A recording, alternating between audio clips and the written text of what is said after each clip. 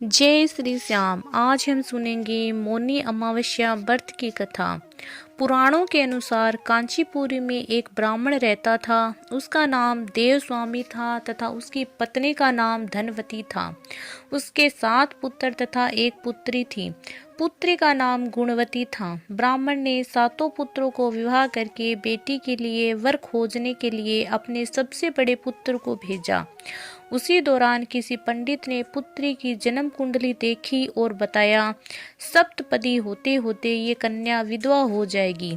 तब उस ब्राह्मण ने पंडित से पूछा, पुत्री के इस वेदवे दोष का निवारण कैसे होगा? पंडित ने कहा, सोमा का पूजन करने से वेद वे दोष दूर होता है। फिर सोमा का परिचय देते हुए उसने बताया, वह एक धोबिन है। उसका निवास स्थान सिहल द्वीप है। उसे जैसे तैसे प्रसन्न करो और गुणवती के विवाह से पूर्व उसे यहाँ बुला लो। तब देवस्वामी का सबसे छोटा लड़का बहन को अपने साथ लेकर सिहल द्वीप जाने के लिए सागर तट पर चला गया। सागर पार करने की चिंता में दोनों एक वृक्ष की छाया में बैठ गए। उस पेड़ पर एक घोंसले में गिद्ध का परिवार रहता था। उस समय घोंसले में सिर्फ गिद्ध के बच्चे थे। गिद्ध के बच्चे भाई बहन की क्रियाकलापों को देख रहे थे। सायंकाल के समय उन बच्चों की माँ आ गई तो उन्होंने भोजन नहीं किया। वह अपनी माँ से बोले, नीचे 2 प्राणी सुबह से भूखे प्यासे बैठे हैं।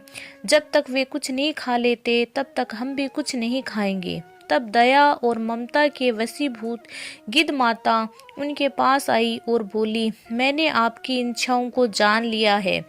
इस वन में जो भी फल फूल कंद मूल मिलेंगे मैं लेकर आती हूँ।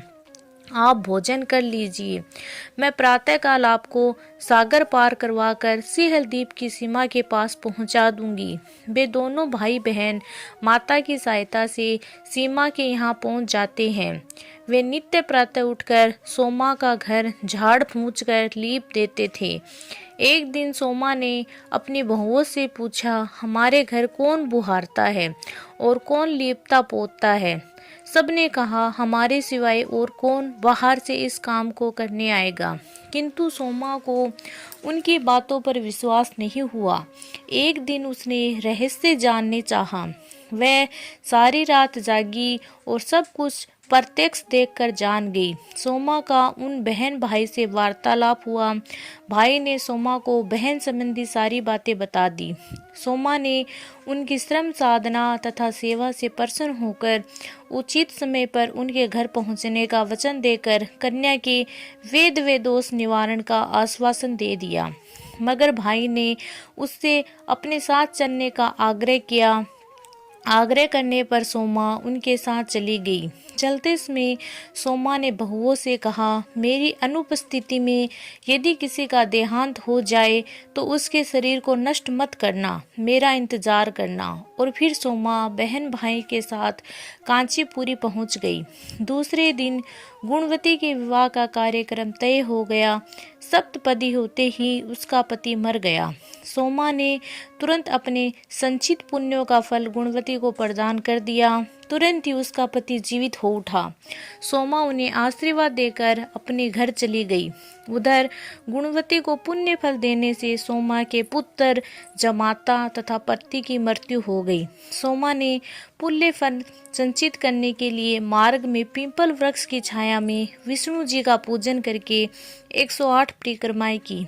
इससे पूर्ण होने पर उसने परिवार के मृतक जन जीवित हो उठे। निष्काम भाव से सेवा का फल मधुर होता है। इस व्रत का यही लक्ष्य है।